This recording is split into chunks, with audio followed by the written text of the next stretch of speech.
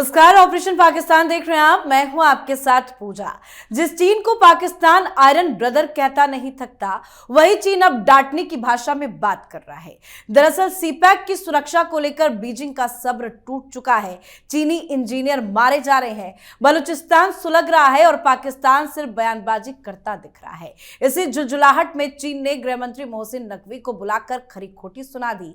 नतीजा क्या हुआ? पाकिस्तान ने आनन फानन में नई विशेष सुरक्षा सेना बनाने का ऐलान कर दिया, यानी अपनी जमीन पर अपने ही पैसे से चीन की परियोजनाओं की पहरेदारी। साथ ही अमेरिका और ईरान के बीच बढ़ते टकराव में और पाकिस्तान की भूमिका सामने आ रही है। एक गुप्त अमेरिकी इजरायली प्रतिनिधिमंडल ने पाकिस्तानी सेना से मुलाकात कर ईरानी शासन बदलने के लिए सैन्य और लॉजिस्टिक सहायता मांगी है, यानी जिससे पैसा मिले उसी का झंडा उठा लो। और तो और इसी बीच पाकिस्तान के रक्षा मंत्री ख्वाजा आसिफ ने दावा किया कि अगले 6 महीनों में पाकिस्तान को आईएमएफ से कर्ज लेने की जरूरत नहीं होगा। दावा यह कि भारत के साथ 4 दिन की झड़प के बाद GF-17 थंडर के ऑर्डर आसमान छू रहे हैं। हालांकि इस बयान से हंसी जरूर आएगी, पर बयान आया है तो चर्चा भी जरूर होनी चाहिए। और इन मुद्दों पर चर्चा के लिए मेरे साथ स्टूडियो में मौजूद हैं कैपिटल टीवी के editor in chief doctor Manish Kumar और एग्जीक्यूटिव एडिटर राजीव जी। सर, आप दोनों का बहुत बहुत स्वागत है। धन्यवाद। सर, पाकिस्तान के अपने दोस्त ही पाकिस्तान को क्यों डांट लगा रहे हैं?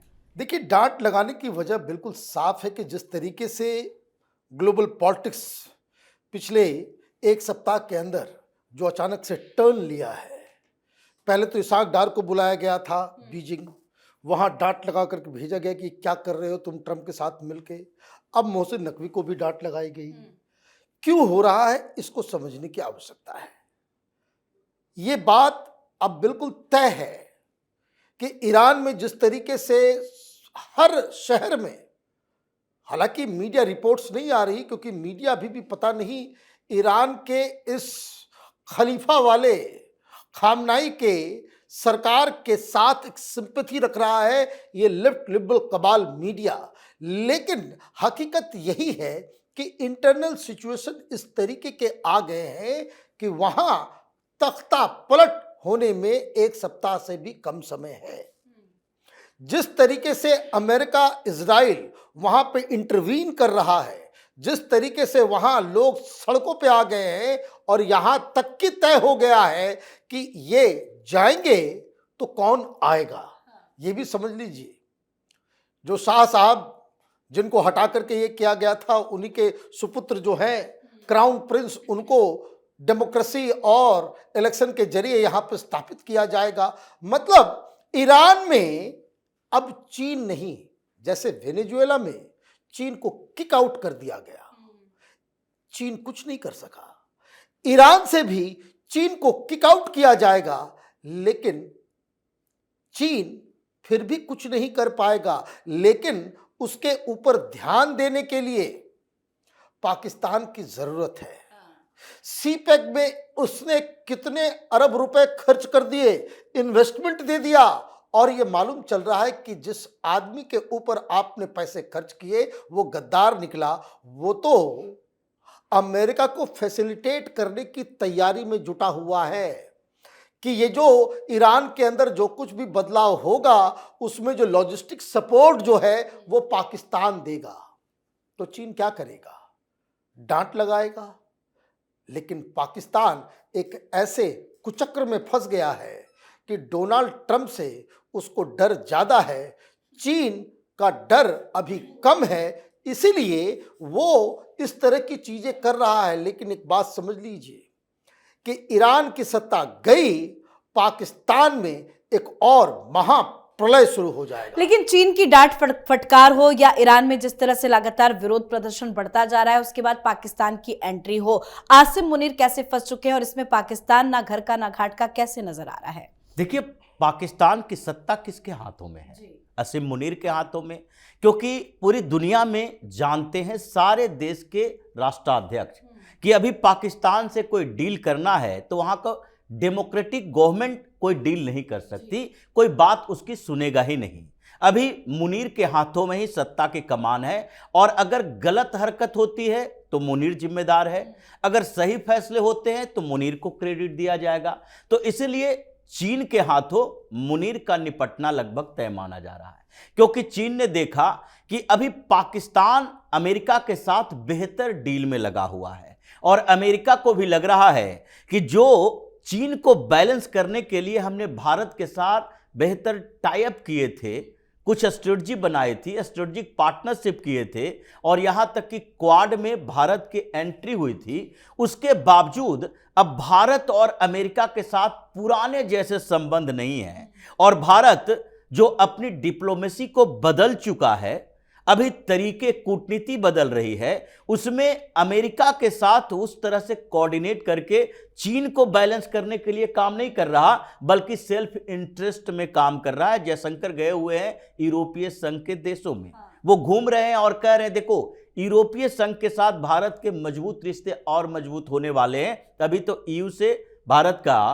फ्री ट्रेड एग्रीमेंट भी होने वाला है। 26 जनवरी को ईयू के कमिश्नर और काउंसिल प्रेसिडेंट ये दोनों आने वाली है और उसके बाद डील पक्का माना जा रहा है कि फरवरी मार्च तक भारत और ईयू के बीच फ्री ट्रेड एग्रीमेंट हो जाएगा।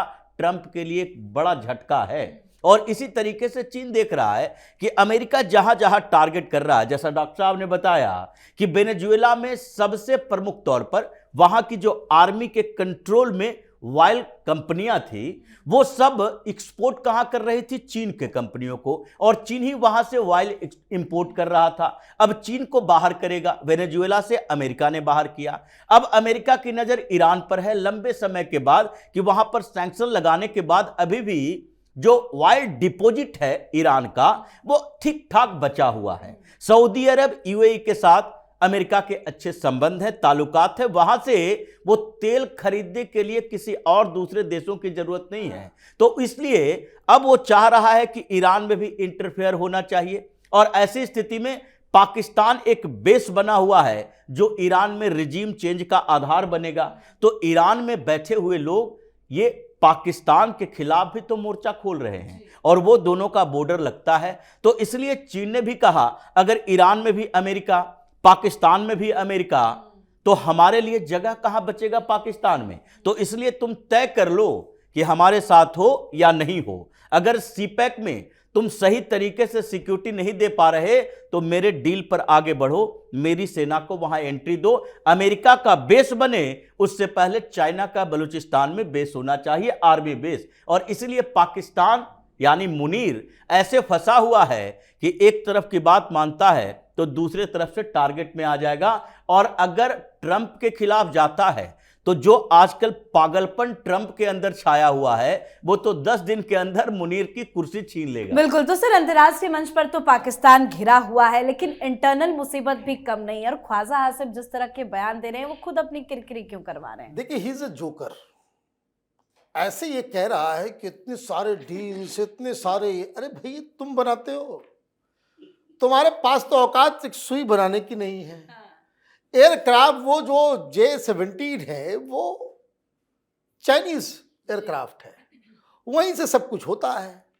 अब उसके नाम से तुम कुछ बेचोगे, कुछ करोगे, ये देखिए कोई ऑर्डर नहीं आ रहा है। जिन देशों ने लिया है J-17, वहाँ के अखबारों को अगर आप देखिए और तमाम जो डिफेंस की जो वेबसाइट्स और जो पत्रिकाएं हैं उसमें साफ बताया जा रहा है कि J-17 के मशीन और बहुत सारी चीज़ों में जिन लोगों ने लिया वो पछता रहे हैं।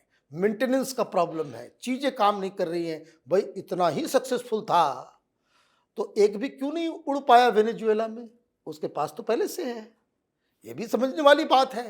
अभी ईरान के पास भी है चाइनीज़ मिसाइल, चाइनीज़ ये सारा कुछ। अभी देखिए सब धरा का धरा रह जाएगा। भाई आकर के ठुकाई किया ना भाई अमेरिका ने, आपके घर में घुस के मारा, आप तो कुछ नहीं कर सके। तो खैर वो तो अलग कहानी है। ये कह क्यों रहा है?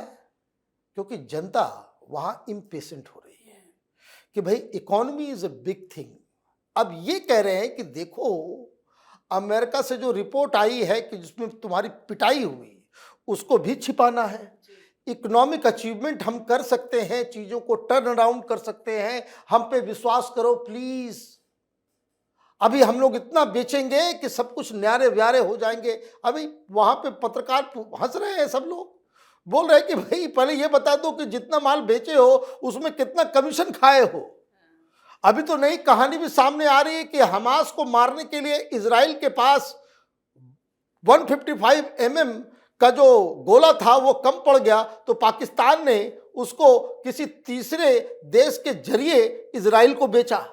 ये भी आप समझ लीजिए। लेकिन खैर, एक और खबर है, प्रधानमंत्री मोदी और नेतन्याहू की फोन पे बातचीत हुई है। कल वीडियो वायरल हुआ किस चीज़ का, तो हमास का एक कमांडर जो है वो पाकिस्तान में लश्कर तोबा के साथ था, और आज इन दोनों की बातचीत हुई है। ऐसा लग रहा है कि कुछ प्लान बन रहा है कि हमास वाला वहाँ अगर नज़र आ रहा है तो इजराइल, कल भी हमने कहा था कि इजराइल को अगर ये मालूम चल गया कि हमास वाले पाकिस्तान में शिफ्ट हो रहे हैं, तब तो उनको और मारने में कोई दिक्कत नहीं होगी। तब तो दोनों भाई, इजराइल और इंडिया, दोनों मिलके इन पाकिस्तानियों की बजाएंगे। लेकिन ख्वाजा आसिफ जिस तरह के बयान दे रहे हैं कि उन्हें आईएमएफ की जरूरत नहीं पड़ेगी, कहीं आईएमएफ इस बयान को सीरियस ना ले और कर्ज देने पे ब्रेक ना लगा दे, क्या वाकई में खजाना भर रहा है क्या पाकिस्तान का? देखिए, दुनिया में कितने देश ऐसे हैं जो डिफेंस सेक्टर की कमाई से अपनी इकोनॉमी को बूस्ट किए हैं। चाइना की औकात नहीं है। अगर चाइना को डिफेंस सेक्टर पे इतना भरोसा होता, ये पाकिस्तान और अफ्रीका के कुछ देश, अरब के कुछ देशों को अपने कुछ हथियार बेच पाता है। अगर उसे भरोसा होता तो प्रोडक्शन सेक्टर पर इतना जोर नहीं देता। इसीलिए अमेरिका को छोड़ दीजिए, जर्मनी और फ्रांस को छोड़ दीजिए, तो ये 3-4 देशों के अलावा रूस एक ऐसा देश है, इन लोगों ने डिफेंस सेक्टर को इतना मजबूत किया कि हथियार बेचकर पैसे कमा लेता है। अभी तक भारत भी डिफेंस सेक्टर में इंडिपेंडेंट होने की कोशिश कर रहा कि हम जितना बजट देते हैं उतना तेजस से या दूसरी मिसाइलों से, ब्रह्मोस से भी टेक्नोलॉजी का जो ट्रांसफर हमारे पास हुआ है उसको और बेहतर करके बेचकर हम डिपेंडेंट हो जाएं, यानी दूसरे सेक्टर का बजट का उपयोग डिफेंस में ना करना पड़े। अब पाकिस्तान की स्थिति है, यहां तो जो कर्ज लेता है ये आईएमएफ से, उसमें आईएमएफ या फिर वर्ल्ड बैंक हो, ये पहले ही एक सेक्शन डाल देता है कि नहीं, तुम इसका इस्तेमाल डिफेंस में नहीं करोगे, तुम इसका इस्तेमाल डेवलपमेंट में करोगे। और ये पाकिस्तान की औकात है। अभी वो नमक तेल का भाव वहां पता चल रहा है और ये फाइटर जेट बेचेगा। आज तक एक हेलीकॉप्टर नहीं बना पाया,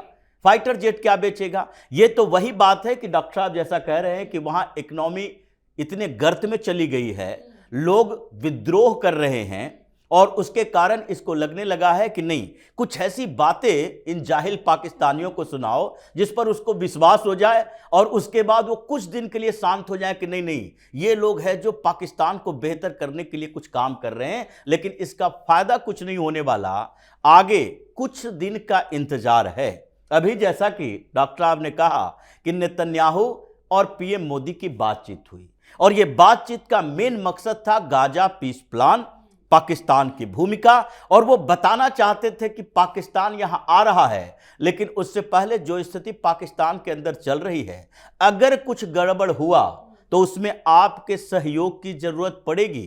क्योंकि पहले भी एक बार इजराइल ने भारत को इस बात के लिए मंजूरी देने के लिए कहा था कि आप अगर हमें ऑर्डर दो तो हम पाकिस्तान के जितने न्यूक्लियर फैसिलिटी है उसको पहले तबाह कर दें। उस समय तो इंदिरा गांधी की सरकार थी, लेकिन अभी मोदी की सरकार है। अभी मोदी जब उसके न्यूक्लियर कमांड सेंटर को तोड़ सकते हैं, तो अगर इजराइल के साथ ज्वाइंट ऑपरेशन इस बार हुआ तो पाकिस्तान की तबाही तो दुगनी हो जाएगी। बिल्कुल सर, बहुत बहुत धन्यवाद सर आप दोनों का। धन्यवाद। तो एक तरफ पाकिस्तान का सबसे करीबी दोस्त चीन है जो सीपैक की सुरक्षा को लेकर खुलेआम फटकार रहा है, दूसरी तरफ अमेरिका और इजराइल है जो ईरान के खिलाफ साजिश में पाकिस्तान को मोहरा बनाना चाहता है। और पाकिस्तान की अर्थव्यवस्था देखिए जो आईसीयू में पड़ी है, आईएमएफ का डर, विदेशी मुद्रा का सूखा और जनता पर महंगाई का हमला। लेकिन रक्षा मंत्री दावा कर रहे हैं कि अब कर्ज की जरूरत नहीं पड़ेगी क्योंकि JF-17 बिक रहा है। ये किसी मजाक से कम नहीं लग रहा। तो पाकिस्तान के हालात पर आप भी अपनी राय कमेंट करके लिखिएगा। देखते रहिए कैपिटल टीवी। नमस्कार।